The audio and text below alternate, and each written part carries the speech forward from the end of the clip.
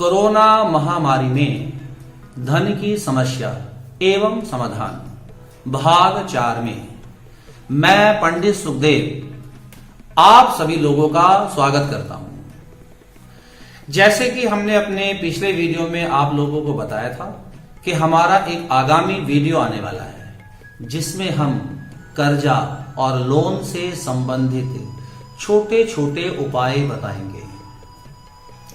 यदि आप आजकल भारी भरकम लोन, ईएमआईज, हाउसिंग लोन, अन्य प्रकार के कर्जों और ऋणों से बहुत ज्यादा परेशान हो चुके हैं, निराश हो चुके हैं, तो ये वीडियो आपके लिए बहुत ही शुभ, कारगर और लाभकारी सिद्ध होने वाला है, क्योंकि इस वीडियो में बताए गए 5 उपाय यदि आप करने में समर्थ हैं तो 5 उपाय करिएगा, नहीं तो 5 में से कोई से भी 4 उपाय, नहीं तो कम से कम 5 में से अपनी सुविधा अनुसार कोई से भी 3 उपाय नियमित दिनों तक लगातार यदि आप करते हैं तो ईश्वर की कृपा से आपके सभी प्रकार के लोनों से मुक्ति पाने का मार्ग मिल जाएगा आपको,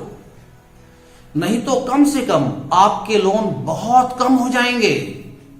तो इस वीडियो को अंत तक अवश्य देखिएगा। सबसे पहला उपाय सोमवार से आरंभ करना है, लगातार 31 दिनों तक अमोघ शिव कवच का पाठ करें। यदि आप इस पाठ को करने में समर्थ नहीं है तो किसी योग्य ब्राह्मण के द्वारा सोमवार से आरंभ करके लगातार 31 दिनों तक अपने घर में इस पाठ को करवाइएगा।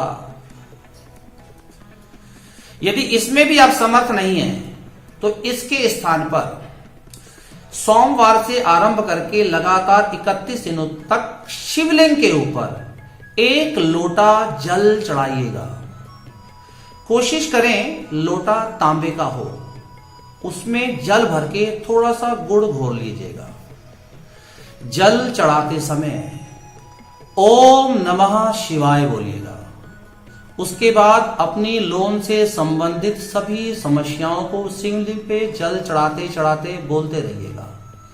और अंत में शिवलिंग पर जल चढ़ाते समय ये बोलना भी बहुत अनिवार्य है कि मैं अपने सभी प्रकार के अपराधों, गलत कामों के लिए क्षमा प्रार्थी हूं और भविष्य में उन्हें कभी भी नहीं करूंगा। ऐसा आपको 31 दिनों तक लगातार करना है, सोमवार से आरंभ करके। इस प्रकार आप पहला उपाय करें। दूसरा उपाय ध्यान से सुने। भगवान शिव का ही मंगलमय अवतार, कल्याणकारी अवतार हैं हनुमान जी। ये 11वें रुद्र के नाम से भी जाने जाते हैं। इसलिए मंगलवार से आरंभ करके लगातार 31 दिनों तक श्री हनुमान कवच का पाठ करें। यदि आप इस पाठ को करने में समर्थ नहीं हैं तो किसी योग्य ब्राह्मण के द्वारा करवाइए। यदि इसकी भी व्यवस्था आपके पास नहीं है तो इस उपाय के स्थान पर आप मंगलवार से आरंभ करके लगातार 31 दिनों तक हनुमान चालीसा का पाठ करें। उसके बाद बजरंग बाण का पाठ करें। उसके बाद हनुमान जी की आरती करें। लगातार करते रहें 31 दिनों तक। इस प्रकार दूसरा उपाय कर लीजिए। तीसरा उपाय ध्यान से सुनिएगा। तीसरा उपाय है सोमवार के दिन भगवान शिव के मंदिर में जाकर के दान करना है और मंगलवार के दिन हनुमान जी के मंदिर में जाकर के दान करना है।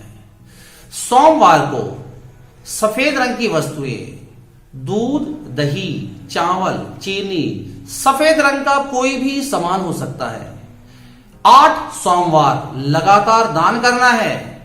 ठीक इसी प्रकार से सोमवार के बाद अगले दिन मंगलवार को भी 8 मंगलवार लगातार लाल रंग की चीजें दान करेंगे।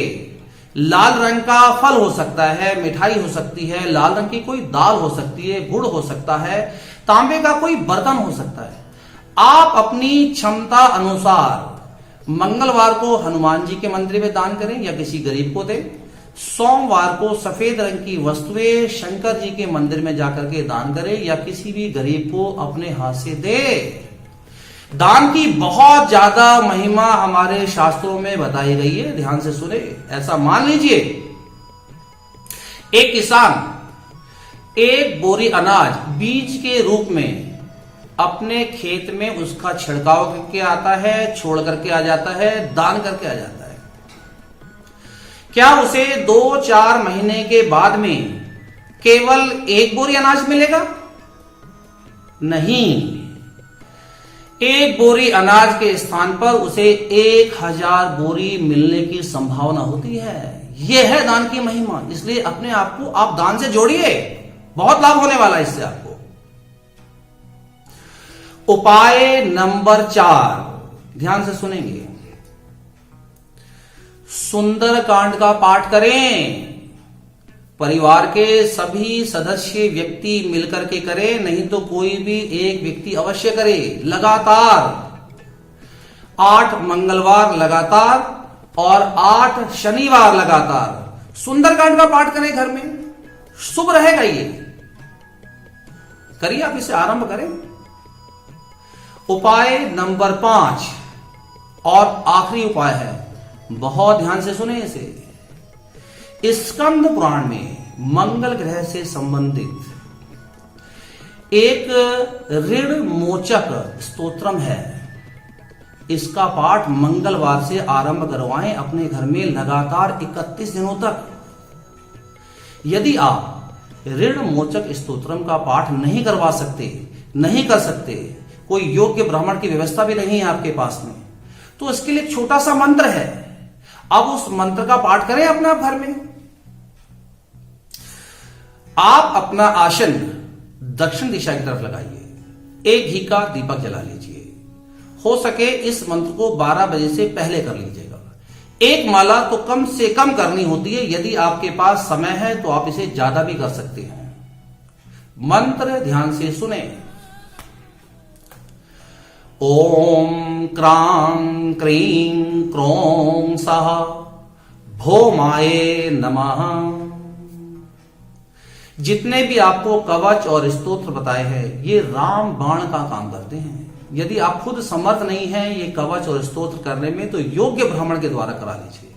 अन्यथा हर उपाय के स्थान पर हमने एक छोटा उपाय और बताया, अब उसे करिएगा।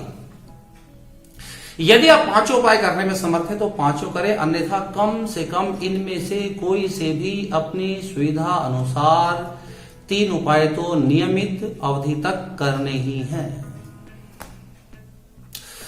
आजकल जब से हमने ये वीडियो आरंभ किया है, बहुत सारे लोग हमसे आजकल मिलने आते हैं और बताते हैं इस बारे में कि जब से हमने ये छोटे छोटे उपाय आरंभ किए हैं, हमें थोड़ा बहुत कुछ लाभ होना आरंभ हो चुका है।